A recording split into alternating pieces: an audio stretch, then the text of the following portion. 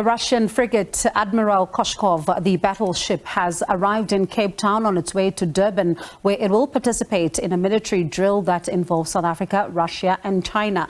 The drill has attracted criticism from the Western countries as it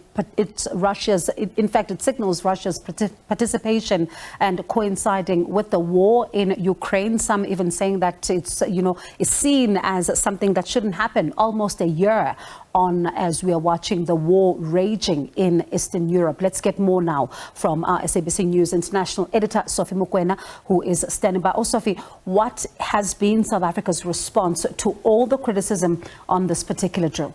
South Africa is firm that no one will dictate the foreign policy for the country, but also indicating that these kinds of activities do happen with different countries, and the United States of America did visit our shores at some point in time where a similar exercise was conducted, and therefore there is absolutely nothing in when you look at other people, they are saying the problem is that this exercise comes at a time where you have this war raging on in Ukraine, and we are almost on the eve of 1 year since the war has started. But let's take a listen at what the Minister of Defense had to say to SABC when we asked her about this issue.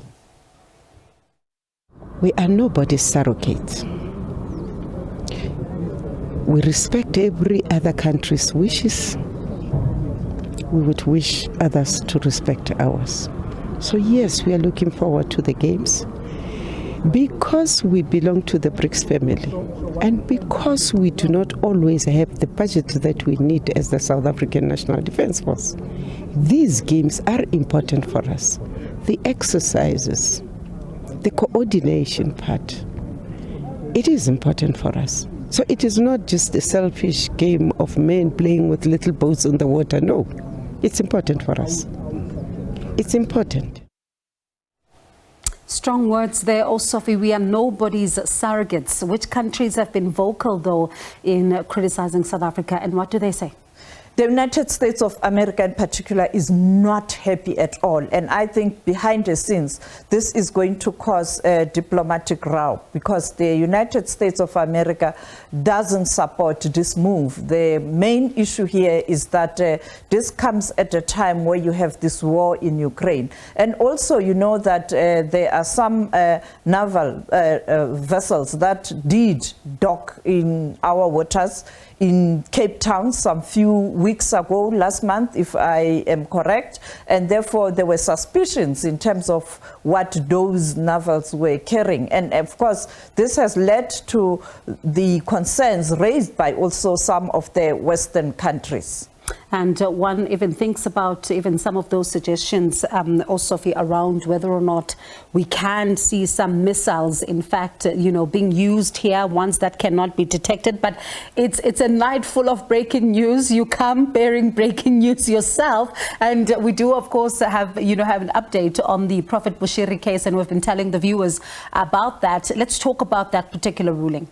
Well, the court in Malawi, in Blantyre today, has ruled that all the witnesses in South Africa who are supposed to come and testify on the extradition case against Bushir must come to Malawi. You know that during COVID-19 there was an agreement that this can be done on a virtual platform. But today the court has ruled that they must be in Malawi. Let's take a listen at what the legal rep of Bushir had to say about this matter. Well, what the judge has done is he has referred the file back to the magistrate court, and they will set a date and appropriate time when the witnesses can come and testify. What the judge is saying is that perhaps the reasons which were there at the time this case was commencing, like COVID, it was understood at that time that yes, maybe they could testify in South Africa. But now there are no exceptional reasons why they should testify in South Africa, so they must come and testify in Malawi. That's the legal rep of Bushir. Perhaps let's look at these visuals today. Perhaps they can bring up those visuals of Bushir today. He was quite a happy person and surrounded by his supporters or members of his church. And of course, the lawyer there also. You can see that he's at home and is in Malawi, and of course this little victory, it is indeed perhaps something that he is currently celebrating. But it is still a long way, and South Africa is fighting very hard to ensure that he does come to South Africa to account. But it looks like it is going to be a difficult one, judging from the outcome of the court case today. And therefore, you ask yourself what's going to happen with the extradition case of the Guptas in the United Arab Emirates. We are still waiting for that case to be before the courts in the United Arab Emirates, where they will argue whether it's possible or whether the United Arab Emirates can send the Guptas back to South Africa. And also, it does kind of also, as you say, signal that we may see quite a bitter battle on that front in the UAE as well. And listening to the Justice Minister even last week, just after the State of the Nation address, saying they're in jail.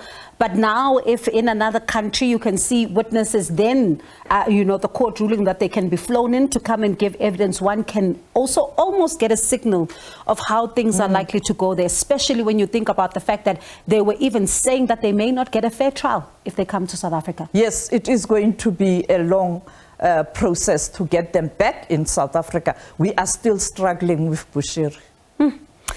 A mammoth task, a long road lies ahead, and also, of course, will be monitoring developments there with her team, and that is our SABC News International Editor, also Sophie Mokoena.